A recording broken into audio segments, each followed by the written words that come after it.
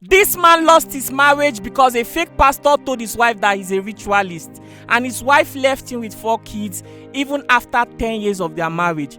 And today, this man is here to share his story. Hi, my name is Diggity Dunhill. I am a single father.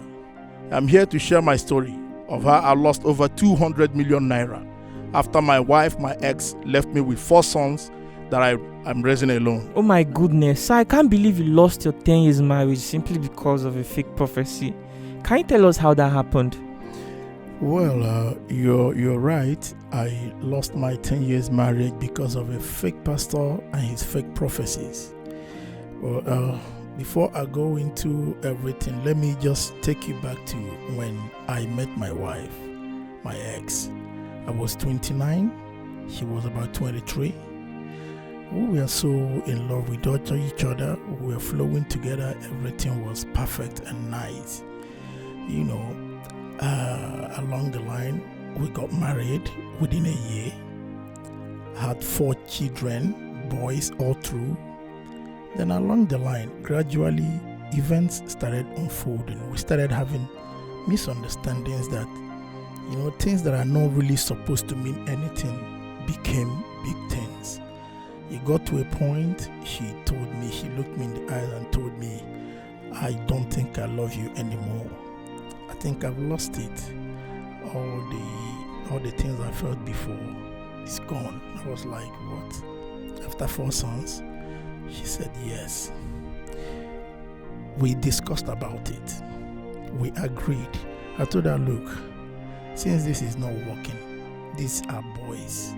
You cannot handle them. It will be difficult for you as a young lady. And the boys need a father figure to handle them. We both agreed. I took the boys.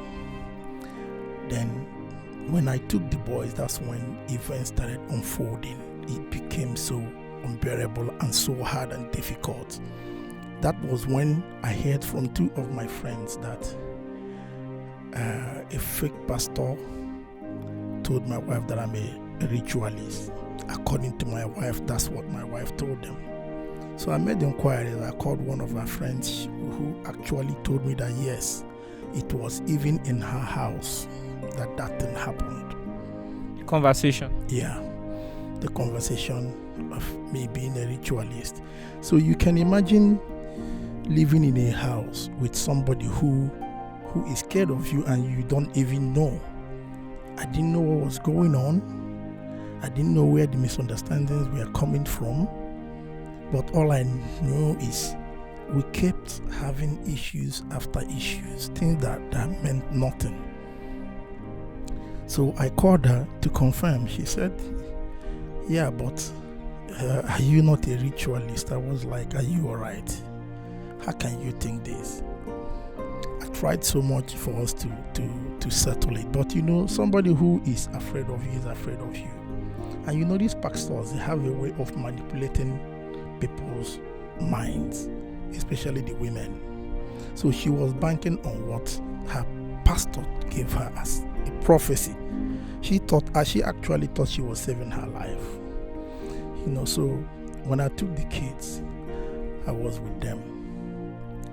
It dawned on me that every day I have to wake up by 5 in the morning, clean the house, make their food, make their breakfast, make the one they will take to school, bathe them because they were little, 3, 6, 7 and 9. So I had to bathe them, clean the house, take them to school. By 2:30, 3 o'clock, I will rush back to school to pick them. That will be after cleaning the house and making sure what they will eat in the afternoon is there. By the time I come back from school with them, that will be like 3:34. Before you know it, the day is gone. So I now realize that this is how my life was going to be for that period of time. I decided to face it. I sold my Honda. You can imagine you staying at home and your kids, the school will threaten you that without school fees, they won't come to school tomorrow. No father wants to see his children stay at home. Every child believes his father is a Superman. no matter how you look at it. They believe once they tell you this, you will sort it. And you being their father, that is your responsibility, what you are supposed to do. So I sold my first car because I was threatened that these guys won't go to school. Along the line, it became unbearable, house rents and all that. I sold their land. Each time I keep realizing that their needs kept increasing. What they will need today is not what they will need next month. It's not what they will need the end of the year. What were you doing for a living? I stopped doing everything. What were you doing? Before I was an actor. You were an actor, Nollywood? Yeah, I was doing movies. I was doing music. Wow. And she thought you were a ritualist? Yeah. When she met you at the age of 29, was that what you were doing? Never at all. People that are around me know me very well. No, were you into movie as at the age of 29? I was into movie before 20. Until now you're still into the movie? Yes. So at which point did she think that you were a ritualist? That was 11 years ago when the pastor told her that. Wow, I got to know about this thing like after three years. You guys breaking up? Yes, that's when I realized what happened. So now, taking care of 4 children, you couldn't concentrate on your work like you used to anymore. Exactly. So you were losing jobs and contracts. Not even that, because if you call me for a movie, I couldn't travel then. There was a time I even went to America for something important, but I couldn't stay. After 3 weeks, I ran back to Nigeria because I was thinking about my children. Who knows what's going on with my children? So along the line, I was advised to get a nanny so that I could do other things. I got a younger girl, but lo and behold, my neighbors started calling me and warning me that one day I will have a 5th child in this house. I was like, what? They say each time you go out and your kids go to school, this girl brings boys to the house. I had to set her up. One day I caught her. Lo and behold, there was a boy in my house. I discharged the girl. I was advised to get an elderly one. I got a lady with a single mother though, that had a child that was about 2 years. So because there was a room in my house that was empty, I told her to move in there with her child because she was doing a lot that I was doing then. It gave me a little time to do other things. But in the end, all she wanted to do was sleep with me, which became a big problem for me. I had to lay her off. Then I decided not to involve any nanny, but give my time to my kids. That was when the selling of cars, selling of land got involved. It got to a point that the World Bank market, were there. Every trader there, they got to be my friends because when they see me, they call me customer actor. I used to come to the market with my children. I taught them how to cook, how to buy things, how to do a lot of things. These kids will always see you, that there's nothing you can do as a father. So as time goes on, they kept growing. But one good thing about me is I have this look like when you look at me, you feel all is good. You feel like I have it all. It was terrible. It is still terrible now because now they are even grown. Their needs and wants have grown too, have expanded. This one wants to be a basketballer in America. The second one that is over 6 feet, that's about 6'3". My first son is going into the university. He studied international information technology.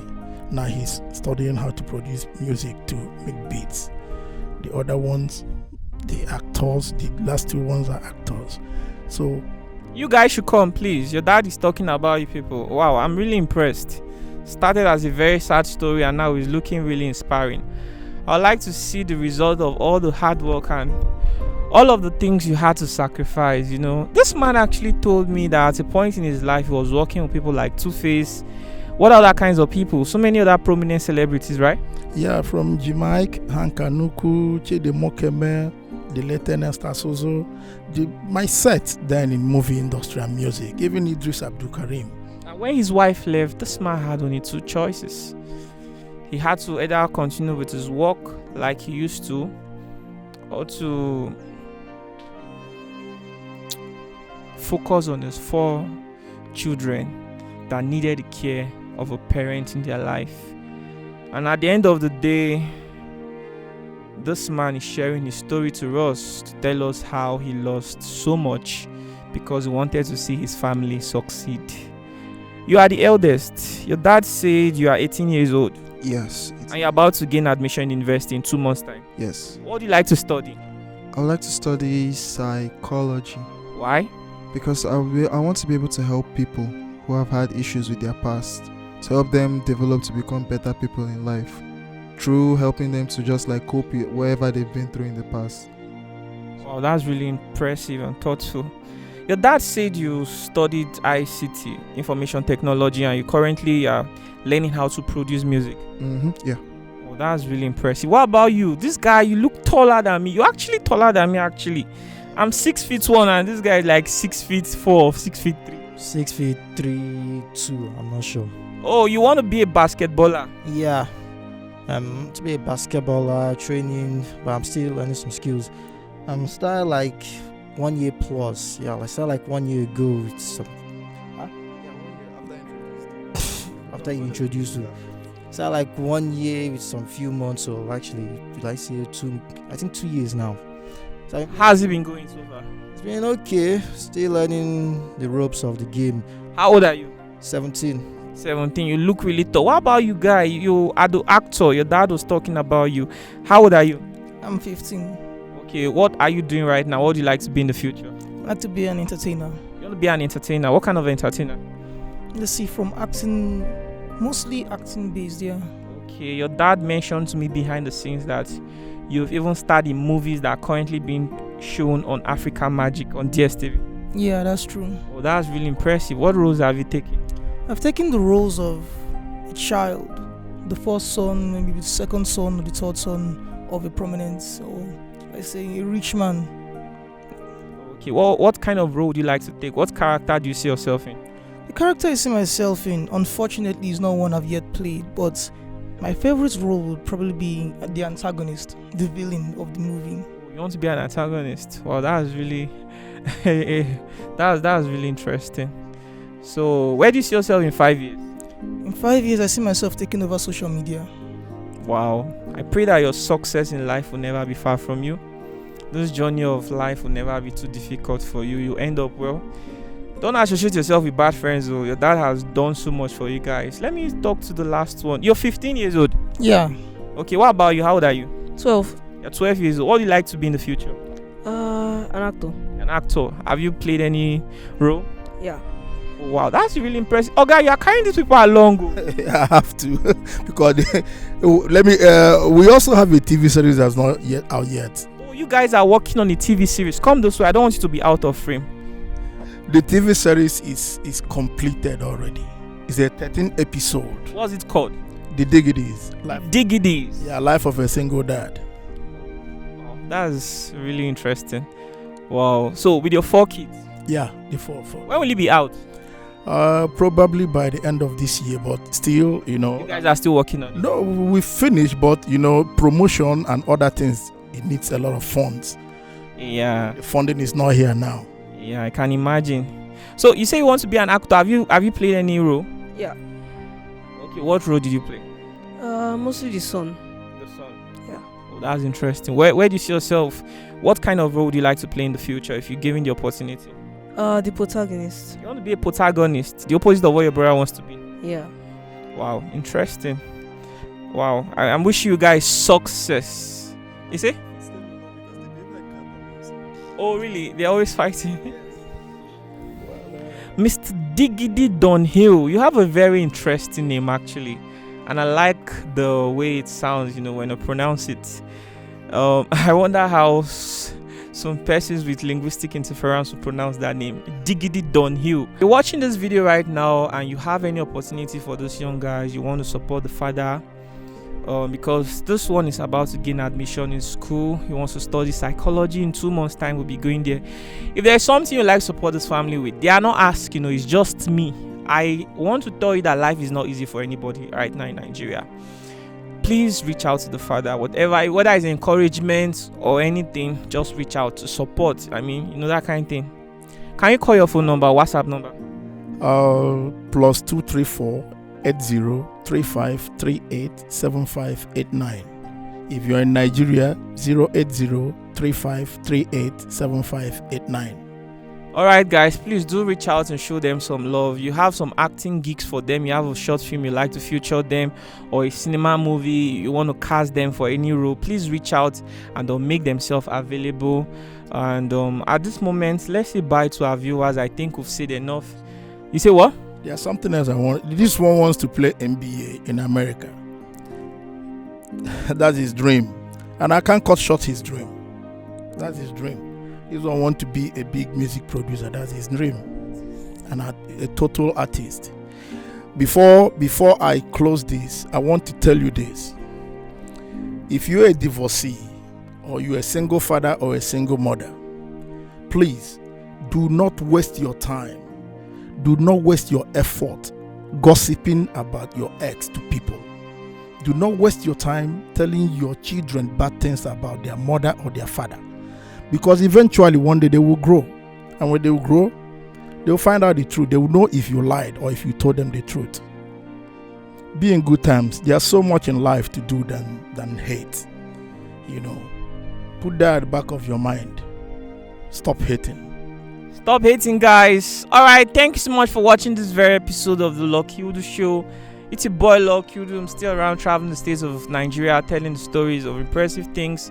I hope that someday I'll be able to travel outside Africa to tell stories too. I hope that this story will make some of you think. I hope you share it to your friends, loved ones. Make a topic out of this. Let's see how we can actually share the lessons involved here, so that others will not make the same mistake. Let's say bye to the viewers, and if you are that fake pastor, watch it. Please. Apparently, a pastor actually reached out to me one time. He said he wanted to make a confession about how he has misled a lot of people. He has given lots of false prophecies, broken a lot of families. He has extorted money from people by manipulation. And at this point, I'm considering reaching out to him. Maybe he could make that confession. What do you think about that? Should we grant him that interview? Let's say bye to our viewers. All right, guys. Bye-bye.